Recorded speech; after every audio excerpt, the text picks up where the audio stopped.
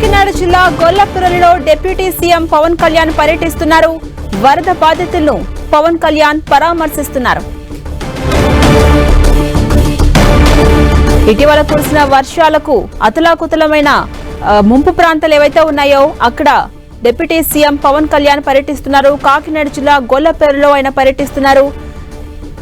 వరద బాధితులను పవన్ కళ్యాణ్ పరామర్శిస్తున్నారు. వరద నీటిలో పడవపై వెళ్లి బాధితుల పరిస్థితిని పరిశీలించి అనంతరం వివరాలు వారిని అడిగి తెలుసుకుంటున్నారు.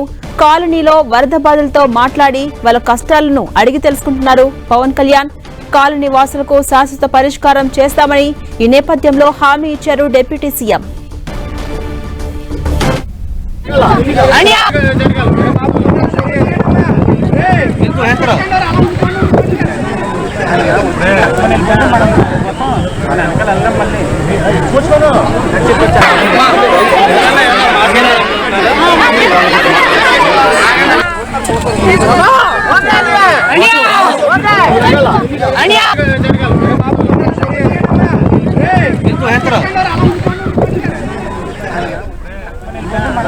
కాకినాడ జిల్లా గొల్లపురంలో డిప్యూటీ సీఎం పవన్ కళ్యాణ్ పర్యటిస్తున్నారు. వరద బాధితులను ఆయన పరామర్శిస్తున్నారు.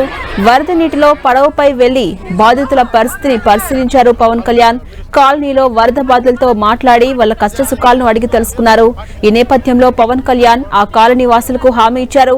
కాలనీ వాసులకు శాశ్వతమైన పరిష్కారం చూపిస్తామని హామీ ఇచ్చారు పవన్ కళ్యాణ్. అందుకు సంబంధించిన విజువల్స్ కూడా మనం 10 టీవీ స్క్రీన్ మీద చూడొచ్చు. కాకినాడ జిల్లా గొల్లపురంలో పర్యటిస్తున్నారు డిప్యూటీ సీఎం పవన్ కళ్యాణ్. వరద నీటిలో పడవపై వెళ్లి అక్కడ కాలనీ వాసులతో మాట్లాడే ప్రయత్నం చేస్తున్నారు. వారి కష్ట సుఖాలను అడిగి తెలుసుకుంటున్నారు పవన్ కళ్యాణ్. త్వరలోనే కాలనీ వాసులకు అక్కడ ఉన్నటువంటి పరిస్థితిపై సమీక్షించిన అనంతరం శాశ్వతమైన పరిష్కారం చూపిస్తామని ఈ నేపథ్యంలో ఆ కాలనీ వాసులకు డిప్యూటీ సీఎం హామీ ఇచ్చారు.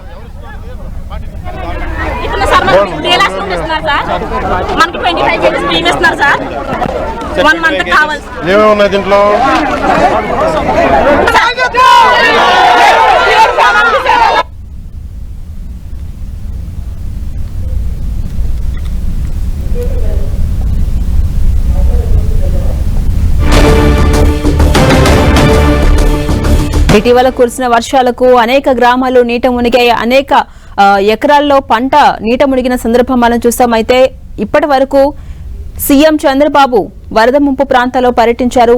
అనంతరం మనం ఇప్పుడు చూస్తున్నాం కాకినాడ జిల్లా గొల్లపురంలో డిప్యూటీ సీఎం పవన్ కళ్యాణ్ పర్యటిస్తున్నారు. వరద బాధితులను ఆయన పరామర్శిస్తున్నారు.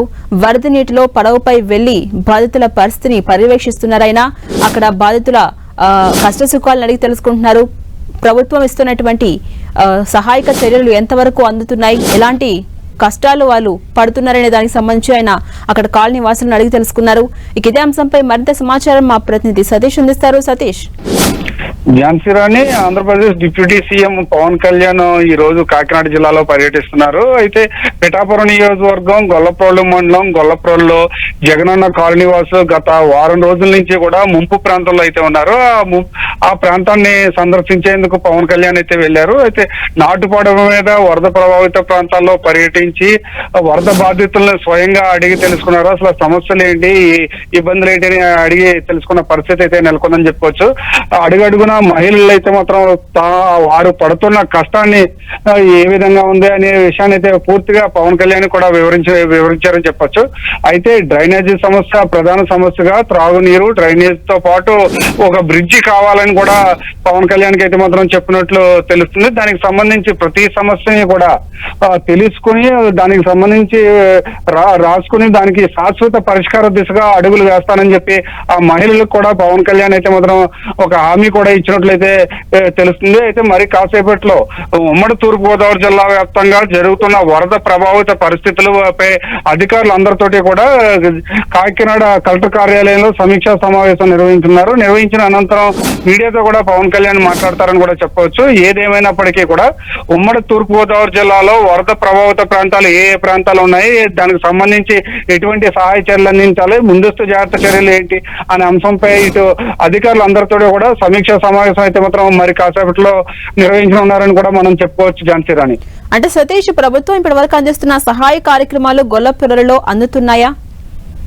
ప్రస్తుతం మనం చూసుకుంటే కనుక గత వారం రోజుల నుంచి కూడా ఈ గొల్లప్రోలు ప్రాంతం అయితే ముప్పులోనే ఉంది. అయితే దీనికి సంబంధించి అంటే ఎగువ ప్రాంతంలో కురిసిన వర్షాల కారణంగా పిఠాపురం నియోజకవర్గంలో మొదట ముంపుకు గురయ్యే ప్రాంతం గొల్లప్రోలు ప్రాంతం. జగనన్న కాలనీ ఈ ప్రాంత వాసులందరూ కూడా గత వారం రోజులు కూడా ఇబ్బందులు అయితే ఎదుర్కొంటున్నారు. అయితే ప్రభుత్వం నుంచి అందవలసిన సహాయ చర్యలన్నీ కూడా ఎప్పటికప్పుడే జిల్లా కలెక్టర్ షాన్మోహన్ ఆధ్వర్యంలో అయితే మాత్రం చూస్తున్నారు. అయితే దానికి సంబంధించిన సహాయ చర్యలు అన్ని కూడా ఎప్పటికప్పుడు అందుతున్నప్పటికీ కూడా గత వారం రోజుల నుంచి కూడా ముంపులోనే ఉండడంతో తీవ్ర ఇబ్బందులు అయితే మాత్రం ఎదుర్కొంటున్నారని కూడా మనం చెప్పుకోవచ్చు. అంతేరని గొల్లపురాలలో పవన్ కళ్యాణ్ పర్యటన మొత్తం ఎంతసేపు ఉండబోతోంది సతీష్? అయితే ఈ రోజు హైదరాబాద్ నుంచి పవన్ కళ్యాణ్ రాజమండ్రి ఎయిర్పోర్ట్ కి చేరుకున్నారు. అక్కడి నుంచి నేరుగా గొల్లప్రోలు వెళ్లి ఆ గొల్లప్రోలో వరద ప్రభావిత ప్రాంతాల్లో పర్యటించి బాధితులతో స్వయంగా అయితే మాట్లాడి తెలుసుకుంటున్నారు. ఒక ఇంచుమించుగా మనం చూసుకుంటే కనుక మరొక 20 నిమిషాల వరకు గొల్లప్రోలు ప్రాంతాల్లో పర్యటించిన అనంతరం రోడ్డు మార్గంలో కాకినాడ కలెక్టర్ కార్యాలయానికి చేరుకుని కలెక్టర్ కార్యాలయంలో అధికారులతో సమీక్షా సమావేశం అయితే మాత్రం నిర్వహిస్తారు. అయితే ప్రస్తుతానికి అయితే మాత్రం ఉమ్మడి తూర్పుగోదావరి జిల్లా వ్యాప్తంగా చూసుకుంటే కనుక ఇటు ఏజెన్సీ ప్రాంతం కావచ్చు లేకపోతే మెట్ట ప్రాంతం కావచ్చు ఈ రెండు ప్రాంతాల్లో కూడా వరద ఎఫెక్ట్ అయితే మాత్రం ఎక్కువగా ఉన్న నేపథ్యంలో ఇటు ఏజెన్సీ ప్రాంతాలకి అన్ని రిజర్వాయర్స్ నిండిపోయి ఆల్మోస్ట్ మన వరద ముంపు గురే పరిస్థితులు వచ్చినాయి. ఇది వైఎస్ఆర్ కాలనీ చూసాం, లోపలికి వెళ్ళి మొత్తం చూస్తే మేజర్ ఈ కాలనీ ఒక సమస్య ఏంటంటే ఇది లోతట్టు ప్రాంతంలో ఇచ్చారు, 4 అడుగుల లోతు. ఇది దాదాపు ఒక మార్కెట్ ప్రైస్ అంటే మన రిజిస్ట్రేషన్ ప్రైస్ ఒక 13 లక్షలు ఉంటే దాదాపు అది ఒక 33 లక్షలు. అది నేను చెప్పేది వాళ్ళు అమ్మింది బేసిక్ ఉన్న ప్రైజ్ 30 లక్షలు ఉంటే దీన్ని అత్యధికంగా దాదాపు 60 లక్షల రూపాయలకి అమ్మి 60 లక్షల పైచులకు 64 లక్షలు కనుక్కోండి ఇంకా సరిగ్గా చెప్పాలంటే 64 లక్షల మీద దాదాపు 32 ఎకరాలు మన జగనన్న కాలనీ అని చెప్పి పెట్టారు ఇక్కడ. ఇది ఆల్రెడీ ముంపు ప్రాంతాలు ఇవన్నీ. ఈ ముంపు ప్రాంతాలు ఎవరి కొనని చోట్ల పెట్టారు. కనీసం వాళ్ళ లోపల కంప్లైంట్ ఏముంది అంటే కనీసం వాటర్ డ్రైనేజ్ పైపులు లేవు, బయటికి వెళ్ళే పరిస్థితులు లేవు ఇక్కడ. ఇది మనం మీకు చెప్పినట్టుగా ప్రాంతం పరివాహక ప్రాంతాల్లో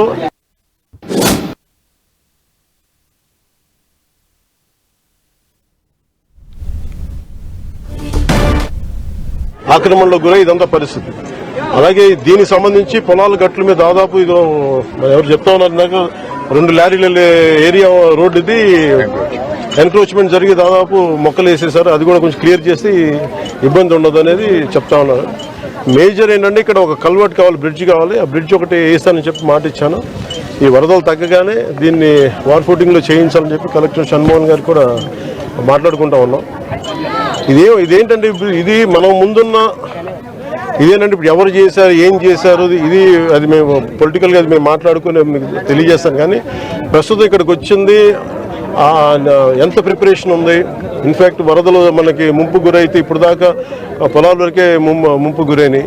అలా కాకుండా కాలనీల్లోకి ఇళ్లలోకి వస్తే ఎంత రెడీనెస్ ఉందని యంత్రాంగాన్ని ఒకసారి పరిశీలించడానికి వచ్చాను, సమస్యలు తెలుసుకోవడానికి వచ్చాం.